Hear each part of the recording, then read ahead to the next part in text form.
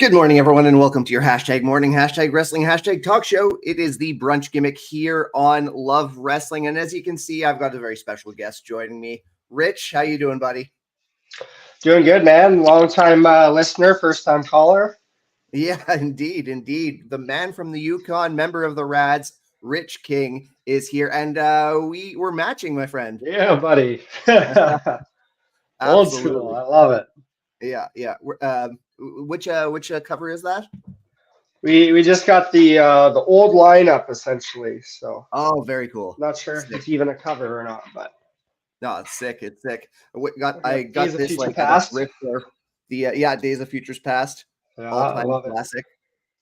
And yeah, that's why we're here today. I just wanted to talk X-Men, and I tried to come up with a way to tie it into Love Wrestling, and again, invite a wrestler, talk X-Men 97. Invite a wrestler, talk X-Men. Exactly. I love it. Love the show.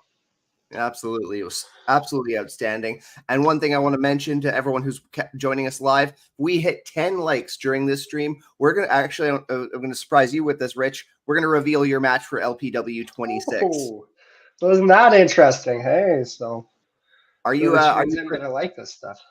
Yeah. Are you privy to that, or like, is this going to be a surprise? No, total surprise. Almost Okay. every month I see the graphic go up and it's like, oh, well, who would have thought that was coming? Okay. Well, this much I'll say, you got a singles match ahead of you. Oh, good. That's, it's been a rough go for some of those lately, but I think, well, depending on what's coming up, I guess we'll see how confident I'm feeling. Well, they might have been tough, but they've been just banger matches against MRB and Zoe Sager. Dude, just incredible shows. Yeah, they're two of the top wrestlers in this part of the world, and I like to toot my own horn and saying I was kind of with them the entire way, and there was a couple instances at the end of both matches where you kick yourself for, but shake it off and get back to it. So we'll keep climbing towards that champion gold in LPW. One such instance that comes to mind is the beer can man. The beer can. Had to bring that up, hey? I'm sorry. I'm a fan of the matches. I hate to see you come up short, but they're always good to see. I appreciate that. As long as they're fun to watch and good to see, I guess that's what really matters. Um, we'll get a good winning streak going here and kind of get back to the top of the Uh, pile. Absolutely. And that could start it all again at LPW26. I see 4 likes over on YouTube. We are almost there. We hit 10. We'll reveal Rich's match on the spot, which will be a surprise to him, and it's going to be fun to do. Yeah. So, yeah, X-Men 97. Dude, X-Men what a show. 97. Yeah, what a ride that was. And like almost unexpectedly, and I know a lot of people were very hesitant because of what kind of Marvel's been producing as of late. Hasn't been the highest of quality, but I feel like this was just like storytelling at its finest for an animated show. Like I'd put it up there with like Into the Spider-Verse and everything like that for some of my favorite animation stuff. Like I was a huge fan of the original series growing up, and like that fandom just kind of kept going. But there really wasn't anything that kind of invested you quite like what they've done with the cartoon. So it's kind of cool to see them go back to that and just nail it out of the park. It's kind of crazy how well, like, you reach back to a show that we grew up with when we were kids, and then adapting it into something that's a little more mature, but with at the same time not betraying that aesthetic, not betraying that the vibe that the show had. That was like I thought a huge accomplishment that the animators were able to achieve. Well, it's really interesting because, like, again, like the one back in the '90s was made more for children, but this one, like, definitely has a lot more mature content for it. Like, I'm not sure a lot of parents would be happy to show their kids a lot of this stuff, Yeah. but again, just like the emotional highs and lows of everything that you see on the screen, like there's enough fan service in there to keep people like long-term viewers invested. There's enough continuation of storylines. There's the characters that you love, and then they do a good job of just kind of manipulating that so that people can probably join in and probably want to go back and check out the original series to see what it was as well. So it's kind of interesting how they were able to fold that all in towards each other. Did you marathon the original series before the launch of this one? So I started, and then I realized I was grossly behind, and I would never catch up. So I just kind of gave up. But like watching a few of the old ones, like again, it's hard to go back with kind of the quality that we have these days. Like again, you look at the animation styles that a lot of places or a lot of production companies have now, and then you look at what we had in the '90s, and it's really hard just aesthetically to like buy into it and just be like, oh yeah, I'm gonna watch 5 seasons of this. It can be kind of tough on that side of things. And plus, like again, as an adult, you kind of find like some of these themes are a little bit kid-like, and like you don't get as invested as you were as a kid. But I think '97 came in, and they kind of they made it again, like I mentioned, they just kind of made it slightly more mature, so you're more engaged with everything going on. Not to say that the previous one wasn't, but like it's again, it's older. It was at a different time in life. So I the kind of had nostalgia the came back though. Absolutely. I kind of had the same experience. I was like, okay, X-Men 97 is coming out. I'm going to try to watch some of the old shows. And I bring my phone to the gym. I like whenever I'm on the bike, I'll just watch a show. But I couldn't do it. Just like I have fond memories of watching it as a kid. And like a lot of nostalgia to those Saturday morning cartoon Yeah. experiences, but trying to revisit that while I look back on it fondly, I can't replicate the same enjoyment of the previous show. Yeah, like I would love to go back and watch it and everything, but again, it's an investment, and like as an adult, we have different priorities, so it's like you're prioritizing kind of the next show that you want to watch, or like things like going to the gym, things like work, things like wrestling, things like all of these other aspects. So it's like you don't have that free time to just sit down and just binge this old show that again was made for more of a child audience at the time, because there's some great storylines in that as well. Like again, I remember the apocalypse stuff. I really loved. I loved going into the what was it, the Amazon, the Wildlands, or the Oh, what was it called? I totally forget. But basically, where all the dinosaurs were, and Sauron Oh was, yes, Savage Lands. Savage Lands. That's what it was.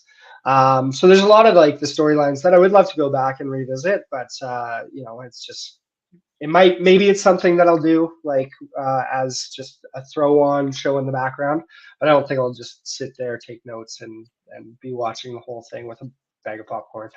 Yeah, not like this show. Yeah. This one grabs you, and you can't turn away. X-Men '97, just outstanding. Yeah. Well, actually, as a quick aside, just touch base on the old one. Actually, fun fact: back when it was on YTV, every Saturday, like again, I'm sure you watch YTV every Saturday with it on.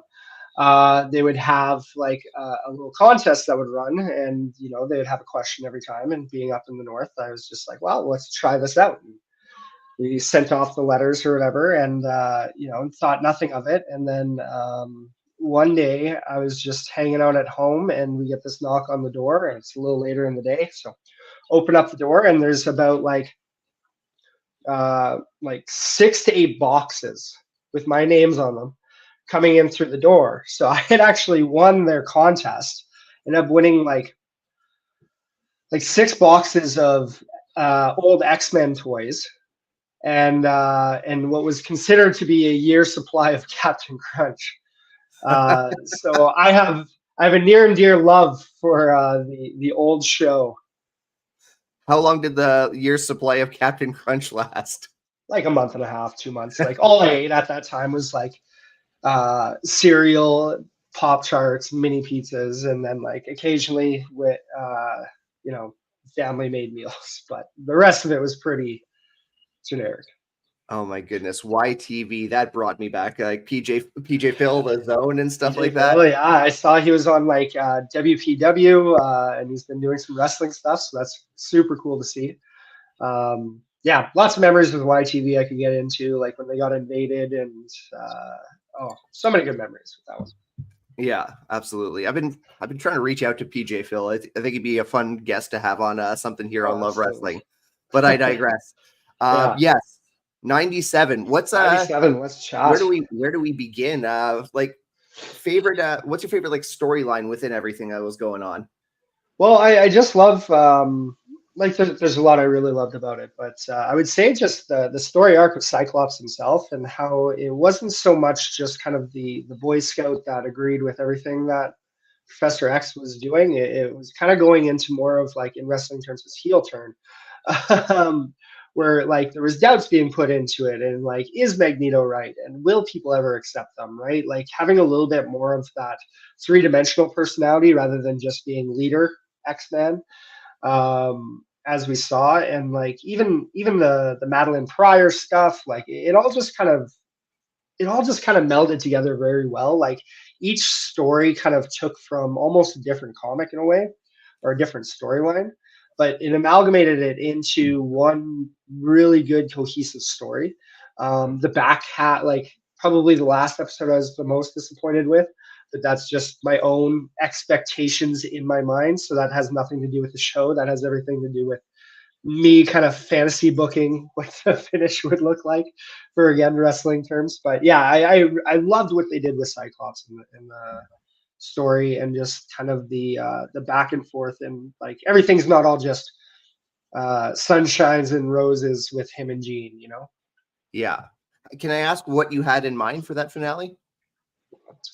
So again, like what I had in mind wasn't necessarily what's probably was the start of it, and it might lead into something like this. But I know in the comics that Cyclops turns into more of this, more of the Magneto style of character in there, where he is very much, again, a lot more aggressive about the way that he wants to go through things. So I was thinking that it was starting to lean more that way, especially with Jean. I thought died in the previous episode, and everything that was going on there. The story arc with like Emma Frost might have been teased a little bit.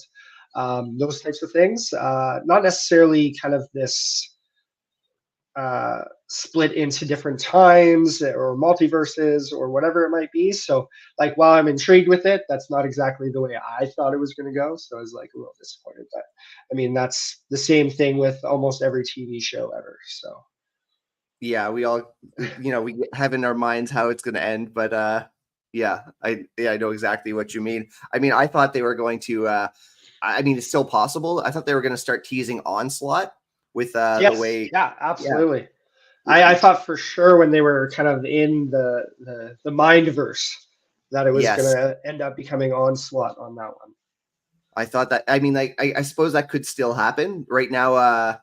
I'm trying to remember who's in which timeline. I think Xavier and Yeah, Magneto and Xavier are in ancient Egypt right now.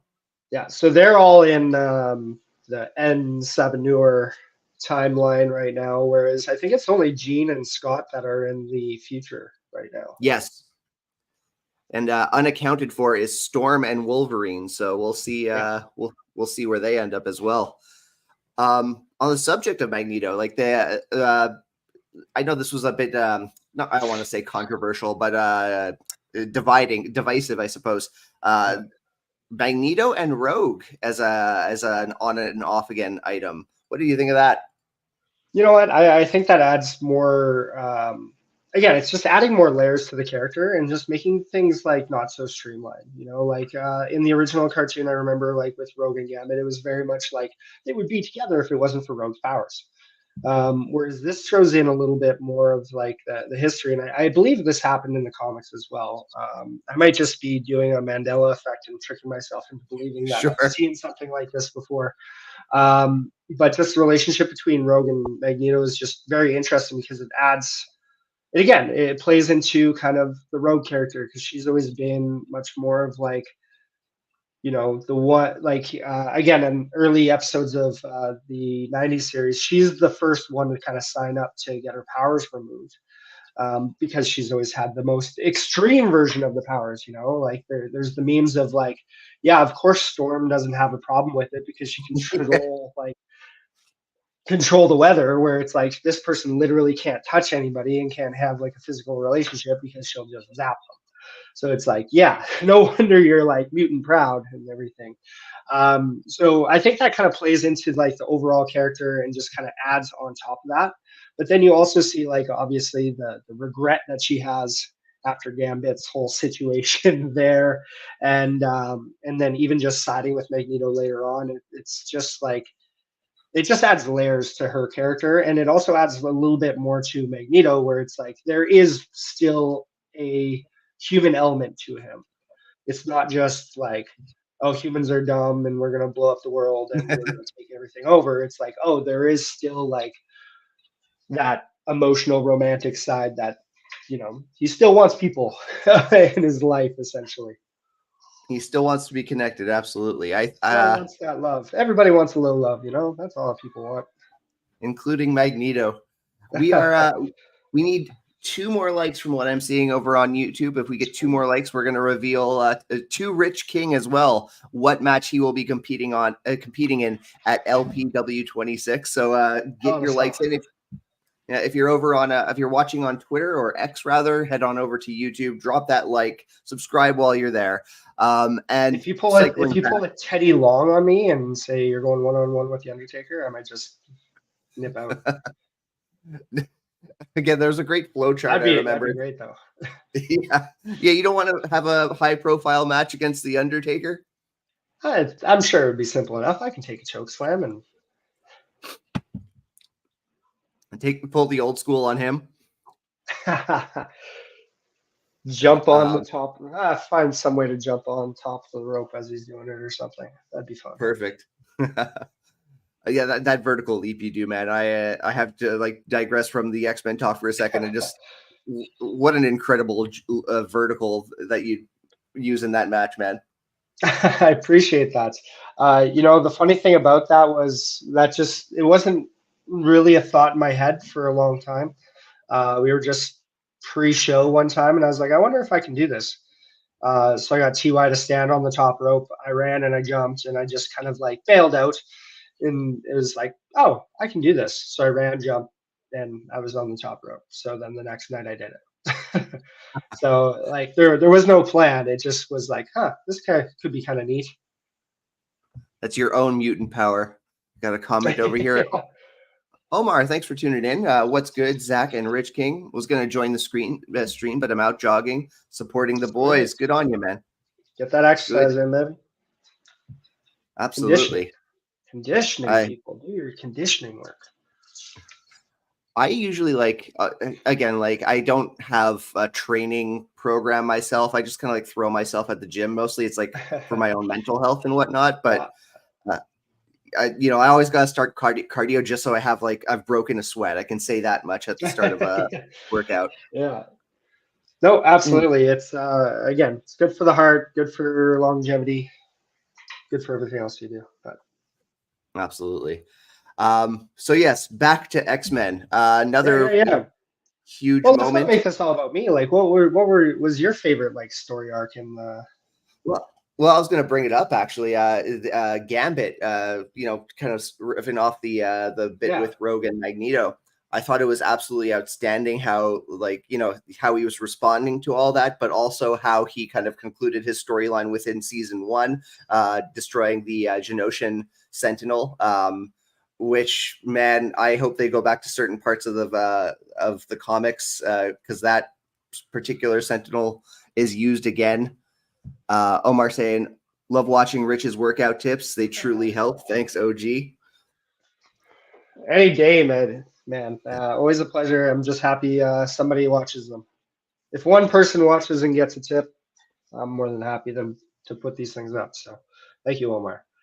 I got to post my my bookmarks over on Instagram. It's all clips of things that you're doing at the gym.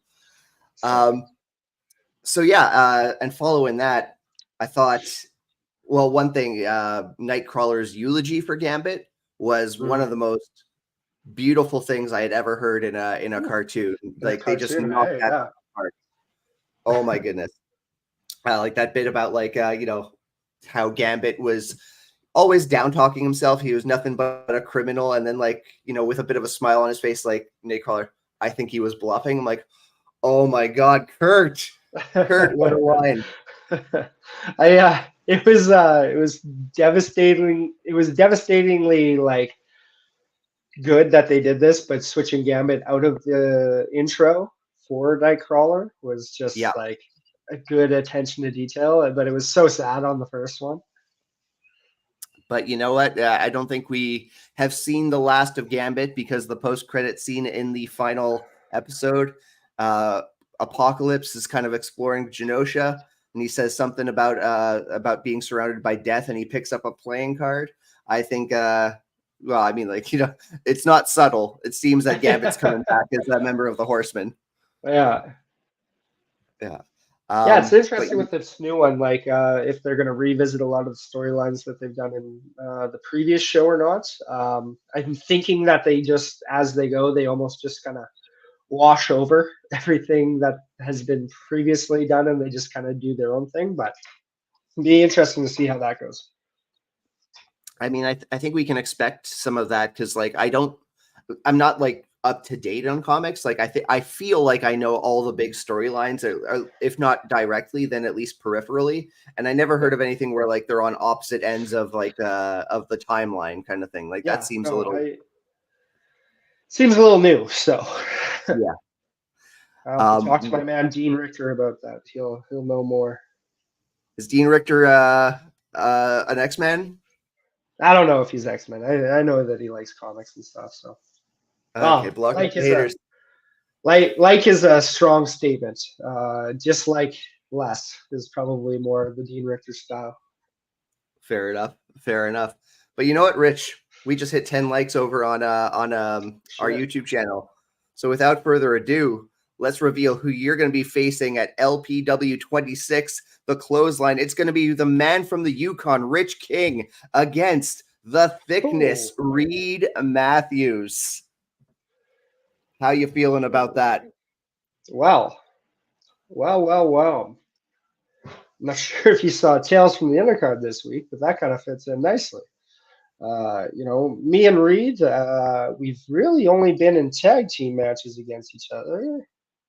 to my best knowledge. Maybe a scramble match or something. Maybe a Royal Rumble type match. But no, this will be the first time I think we go one-on-one. So I'm very excited about that. I mean, it's been banger after banger one-on-one matches, like for yourself and also Reed Matthews in recent months. This might be like a hard-hitting one to watch. Thick boy. Okay. Yeah, this is going to be fun. All right.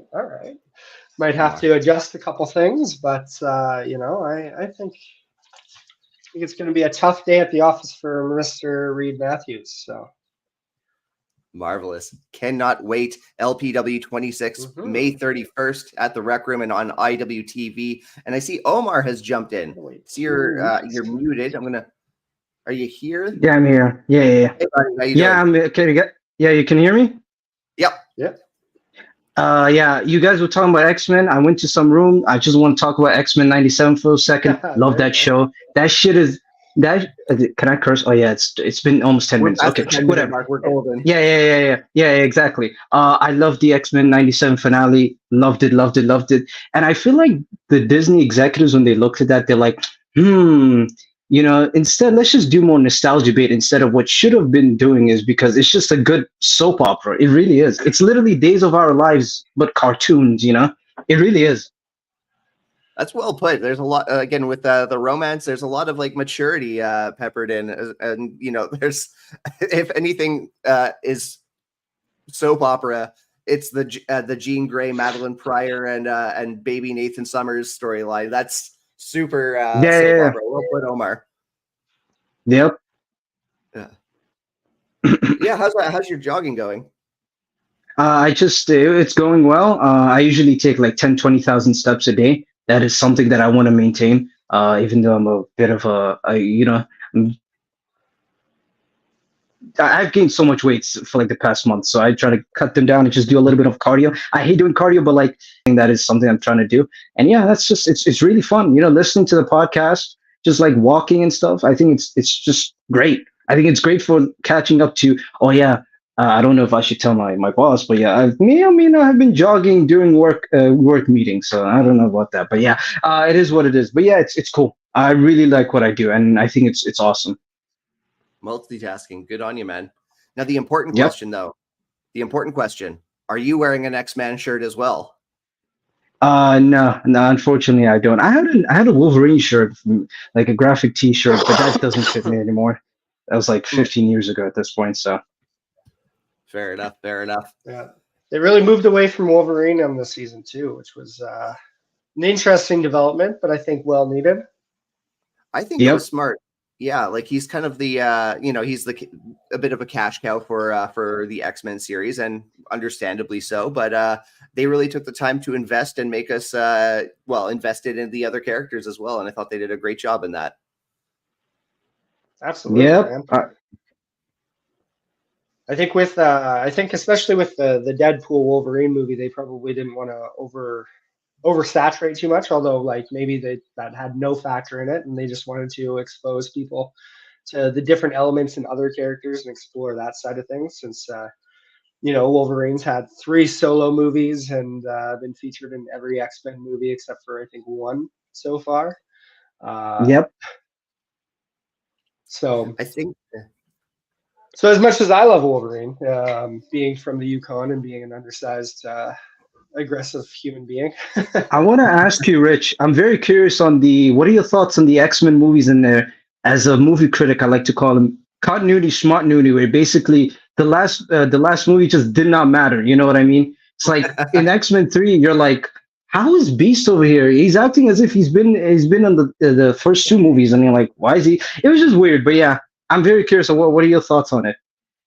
If you asked me when I was younger, I probably would have ranted and raved about them. Even up until recent years, I probably would have said that they were like so great. And a lot of that is just my personal fandom of X-Men. But like objectively, looking back at them, like they were super corny, like OG superhero kind of movies. Like some of the fight scenes are very cool, like what they were able to do with that. But just like over age and time, like you start to see, like I said before with the previous cartoon, it's just hard to go back and relive like the 2000s CGI of Wolverine's claws. So it's geez. like the initial batch of movies. I don't think they hold up quite as well. X-Men 2 was pretty cool. Like what they did with the Nightcrawler scene specifically was very, very groundbreaking on that side of things. I thought that was awesome.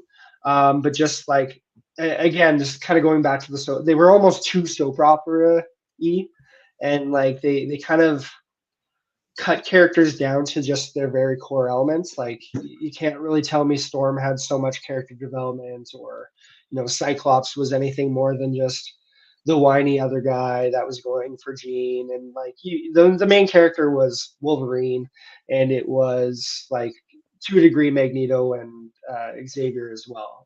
But so the original batch of X-Men movies, like I don't think they held up as well. I probably wouldn't like go out of my way to watch them too much. The newer batch, I think there's some really good, but there's also some really bad in there. The Apocalypse one, unfortunately, kind of like dropped the ball on a lot of different areas. There are some really great moments from that movie in itself, like that I loved. Like again, the Magneto side of things, where it's like, and the costumes as well. The costumes look a lot better as well. So that's nice, but again, I like things just kind of happen. Yeah. Like there's an old like South Park clip where Matt Stone and Trey Tucker are going over like story arcs and how to make it flow. I don't know if you guys have seen this, but it's basically like you don't want the story to be like this happens and then this happens. It's like, no, this happens, which leads to this happening. This way, yeah. This goes to this. And it's just like, there wasn't a lot of that in the last two, especially. I think the first two, First Class and Days of Future Past, did it way better, like way more, what's the word I'm looking for?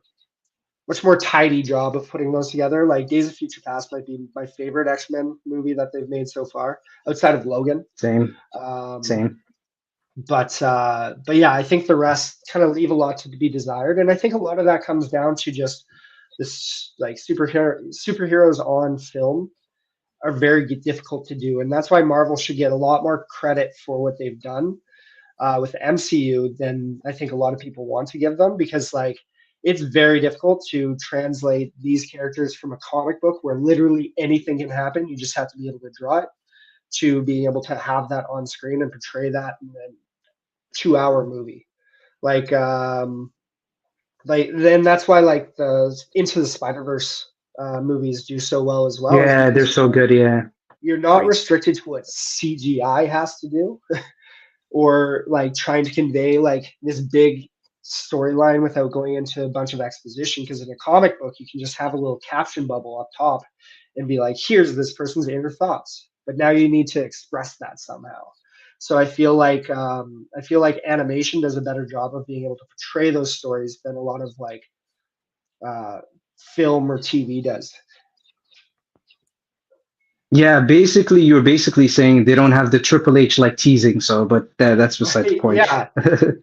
Yeah, and like again, as much as Marvel deserves a lot of credit for what they were able to do with developing like emotional connections to a lot of characters throughout this like big long storyline, they also bastardize movies, because everybody needs to have a cinematic universe, and there always has to be a end credit scene. You can't just have like a movie be a movie anymore. You can't like, everything needs to be this part of a greater saga. So the universe, yeah. You watched it in the initial movies, right? They kind of start teasing the Phoenix side of things, so then they have to go to the Phoenix side of things. But it was clear like the writers didn't really want to do the Phoenix side of things; they wanted to do this other storyline. So now they have to make this like bastardization of a movie, and it just didn't go well. Yeah, by the way, guys, I'm gonna let you guys cook. I'm gonna let you guys talk because I gotta go and do some more jogging. But before I do, I'm just gonna plug myself. Follow me on Twitter at Armor the Play Guy, and follow the podcast Best Thing About Pro Wrestling, which, by the way, I'm gonna announce right now. The next guest for the podcast is none other than Mr. Slayer of Tribal Cheeks, Mr. Pluggo himself. So yeah. The Tribal Cheeks. Omar. Pluggo, let's go. Everyone follow Omar. Check out the podcast, and thanks for stopping by, friend. Thank you. All right. Nice chat. Talk to you soon. Rich, before we wrap up talk about X-Men, we've got a match to watch as well. What do you hope for season 2? Season 2, man, like it's tough to say because like season 1 gave us so much and gave us so much, like so many things that you didn't think you'd see on X-Men, you know, like you didn't think you'd actually witness that go down. So season 2, like I don't want to have any expectations. Like for myself, I find my expectations ruin most experiences for me. That's why I try not to watch any like movie trailers anymore. I've seen brief clips of the Deadpool one, but like they already have my money. I'm already going to go see the movie. So why do I want to see kind of like the story elements before I even go see it? Like I always look back at Thor Ragnarok and think like, if I didn't know the Hulk was in this, my mind would have been freaking blown after seeing this movie. But it's just like, oh yeah, there he is, and it's just like, okay, you're trying to dissect the entire movie before it actually comes out. So with X-Men season 2, like I just want to see like some continuous progression with some of the stories that we've already seen. Like again, I think you're going to probably see like Savage Wolverine come out a little bit more, which is awesome. I think that's a new story arc that they haven't really explored too much in the animated show. They did briefly, I believe, in one episode where they did a flashback. Again, I love the Easter eggs of dropping like random little mutants into scenes. So like seeing Puck on the last episode was pretty cool. Seeing like Daredevil or Doctor Strange and just like, you know, Captain America jumping out of nowhere. Like I don't want to see it become the Avengers by any means, but like I think it's kind of cool to have that ability in these shows. So just like drop these more obscure characters that maybe not everyone's going to know, but like people are going to look and be like, I remember that guy. Like again, seeing Omega Red, like he's probably one of my favorite like underrated villains in X-Men, but seeing him like in the last one was pretty cool. And I don't really know what to expect, especially because they're in 2 split timelines. So it's like that I assume like again based off the end credit scene that you're mentioning there, they are going to go heavy and deep into the apocalypse side of things, both in the past, in the future, and then maybe even current day. So I just want to see them continue to do a good job and just, as they say, just keep cooking this stuff. I really hope like the time split doesn't take too much of the season because like the X-Men strength is when they're together, and I understand maybe they want to build and bring them back and make it a huge moment and such.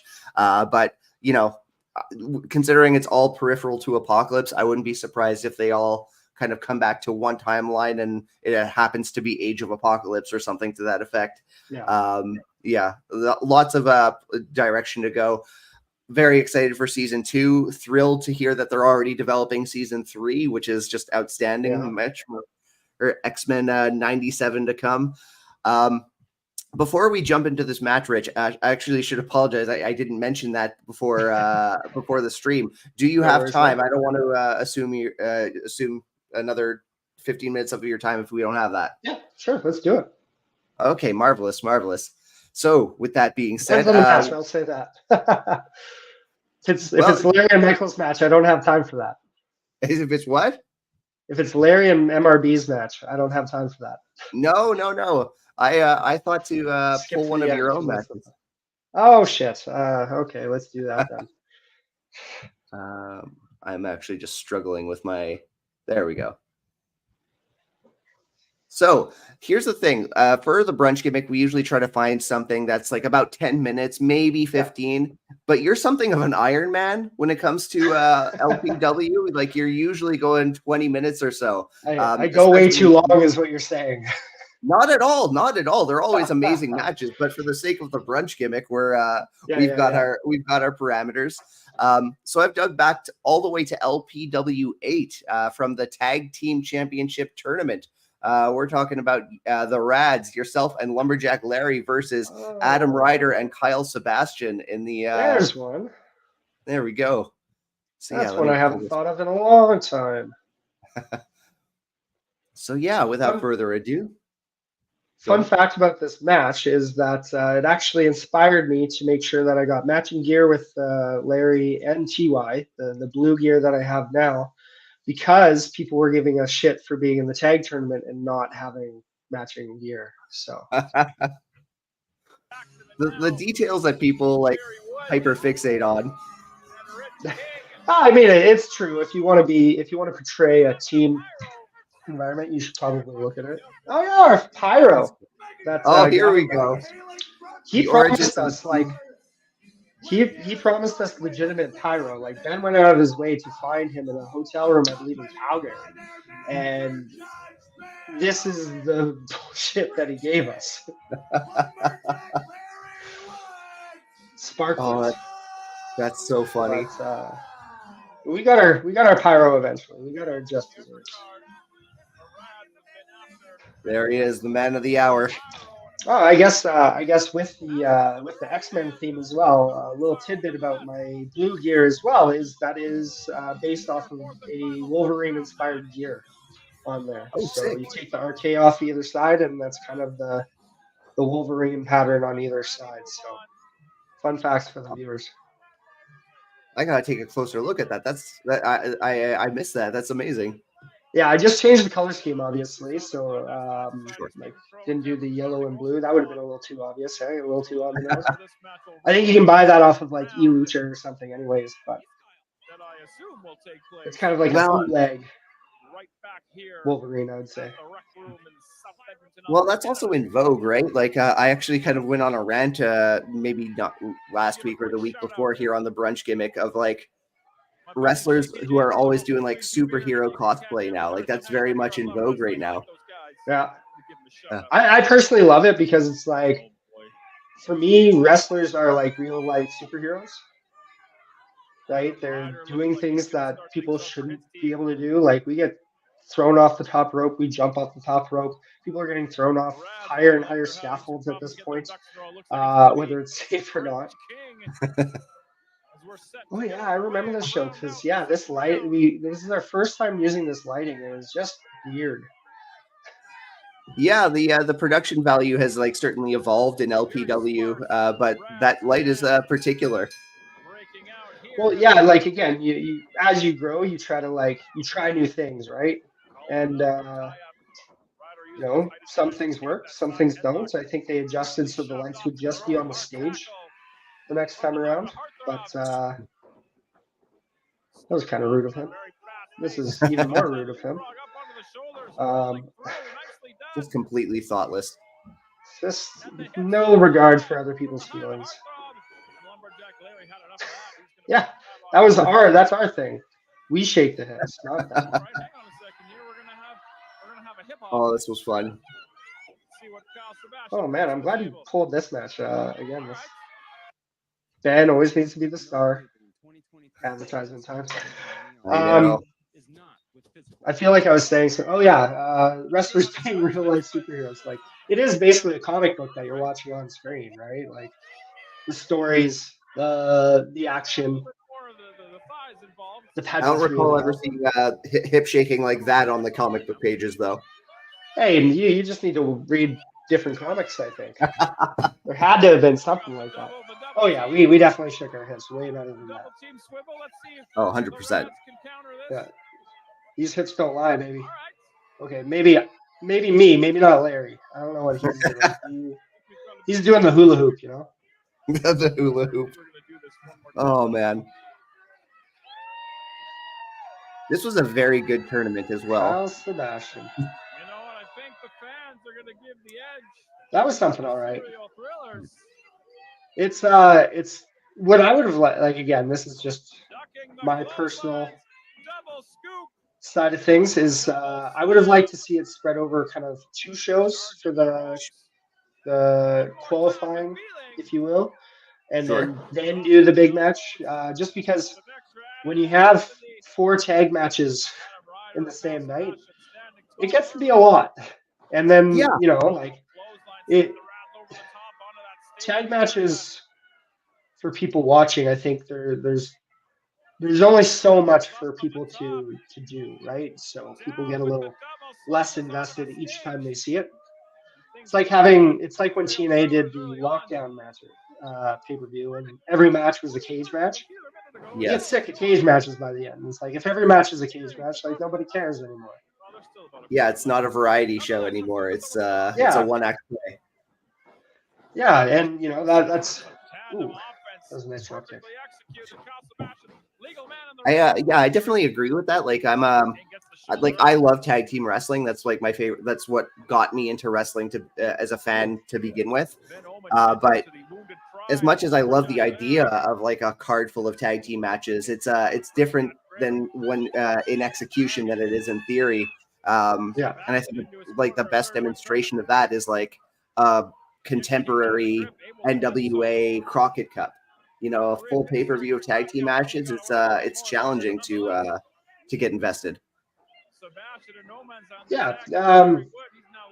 If you eat ice cream every day, right, then ice cream's not that special. If you get it once a week, then you like it a little bit more. So I always like wrestling shows that have a lot of diversity to it. You have a tag match. You have a six-man tag, maybe. You have a triple threat. You have a couple different singles matches. Like Scramble.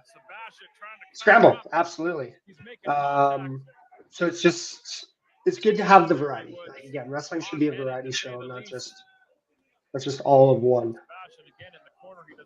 But that's my personal preference. I also don't pay the bills, so until I do something like that, I'm just gonna show up and do my job. Hey, you can still offer teamwork. your 2 cents. Marvelous teamwork. And I gotta say, short-haired Larry is like jarring right now. Oh, it's so beautiful. I wish you would go back to it. You're short hair in the short hair Larry camp. I'm in the short hair Larry camp. He's such a handsome boy when he has that short hair, and he looks so presentable. He doesn't look like he's a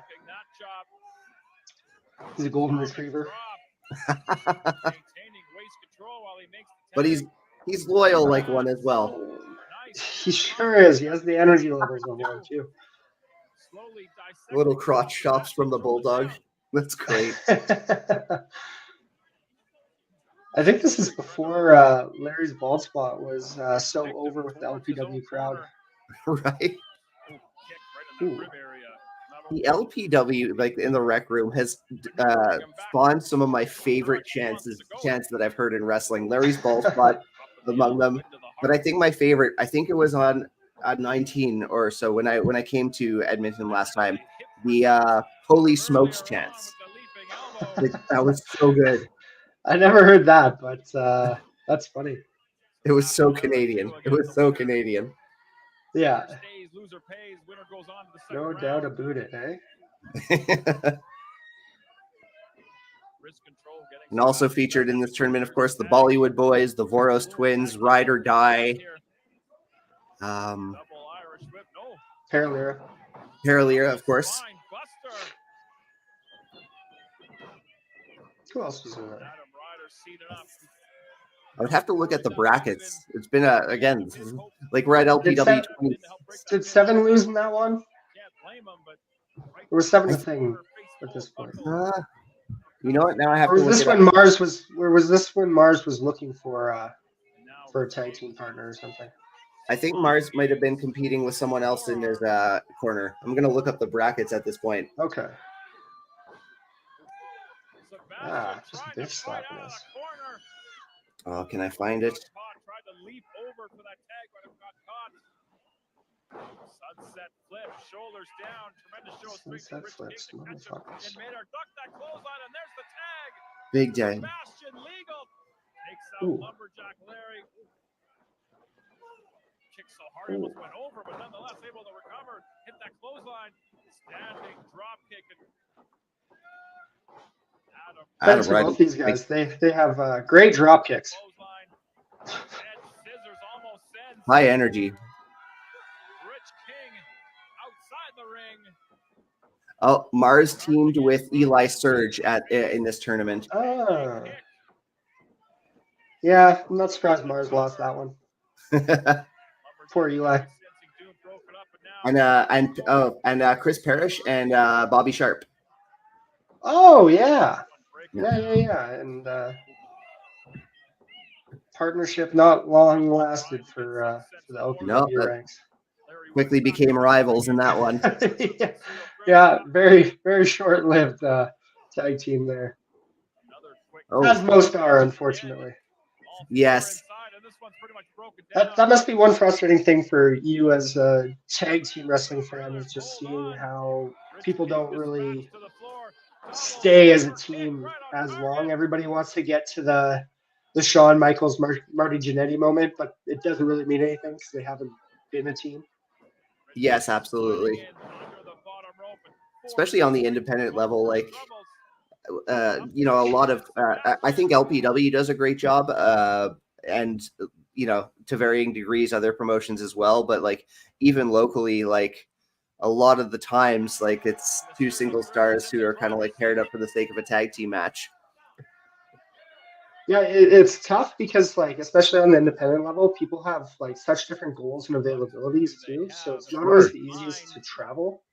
So it's like, and to be fair to promoters, not everybody wants to. This is where Larry, I believe, after this match, he started doing the Bronco Buster a lot more. After receiving such move. Bronco Buster.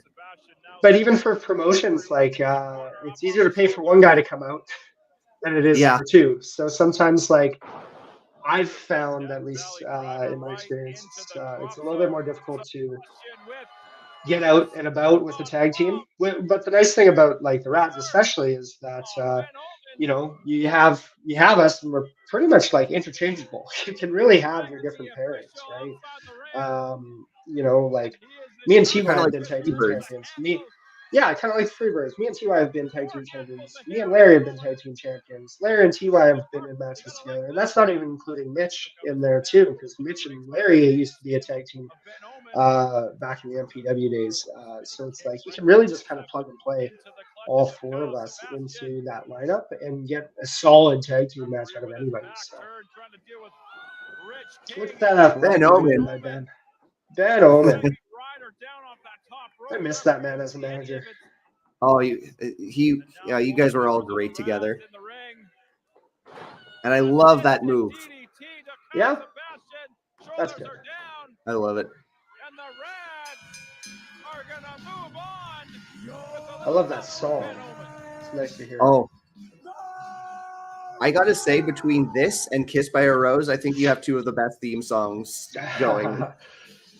I'm motivated and inspired to, you know, have the Triple H Edge kind of theme song playlist of just like you can throw that on and just listen to it anytime. So as long as people are enjoying it. So I'm striving to have the best possible music. I've had a list of songs before where it's like, is this the right one? Maybe not so much. Like, I don't know. I personally, like, I used to use this song called Bow Down by After Veil. And I felt that was really good for me, being Rich King and whatnot. But after a while, it doesn't necessarily scream like, hey, I shake hips and touch tits, you know? So finding Kiss by a Rose and finding a rock cover of it was just a godsend. So it was awesome. So that was Rich King and Lumberjack Larry versus what a match. Oh, absolutely great. Check out the rest of the tournament if you haven't seen it. Once again, Voros twins are involved, the Bollywood boys, ride or die, and it all concludes in a thrilling fatal four-way match at the following event. Can I spoil this for people? You may as well. I mean, it's like 2 years old at this point, but Rads win. Rads win. First and only ever first-time LPW champions, or LPW tag team champions. Heck yeah.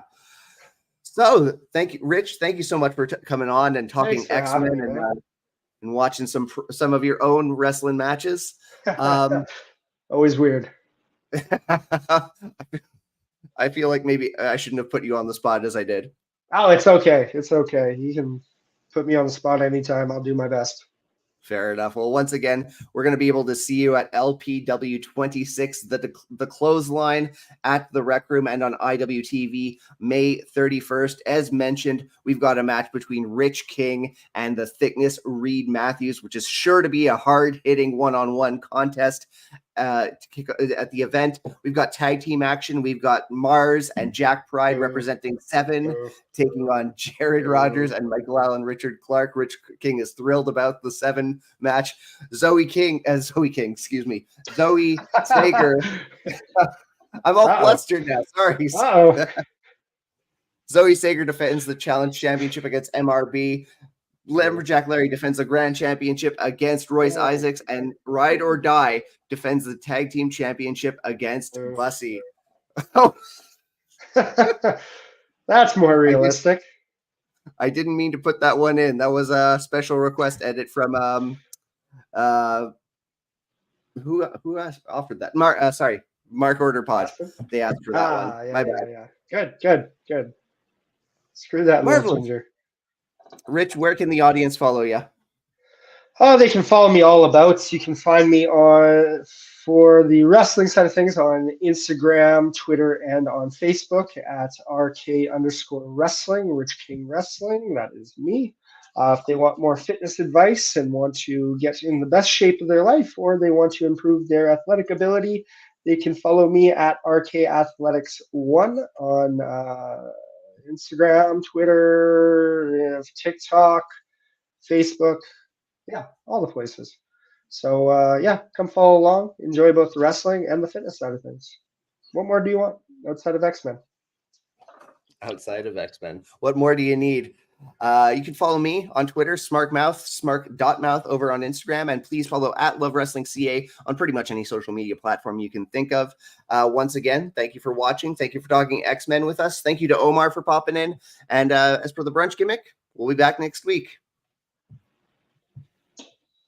Wrong video.